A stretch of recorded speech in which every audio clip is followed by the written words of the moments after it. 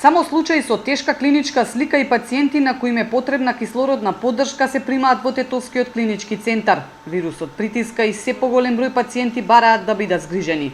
Полни се инфективното и двата ката од ковид центарот на интерното оделение. Пациенти се примаат и во болницата во Лешок.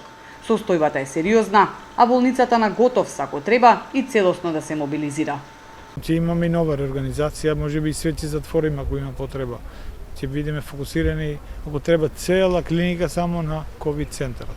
Ова мора да се свати сериозно. Оти зимата до јануар, февруар, март, ни не знаеме како ќе биде.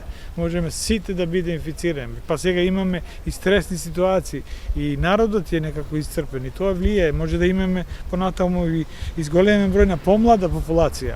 Само во периодот од 1 до 15 месецов во Тетово се регистрирани 963 заболени лица, а 31 е починато. Вирусот се шири забрзано, состојбата е критична, оценуваат и локалните власти.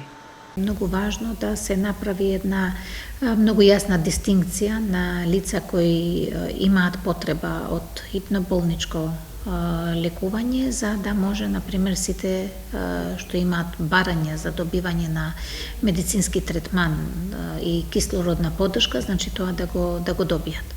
И покрај сериозноста на состојбата во Полошко и натаму проблем е опуштеноста.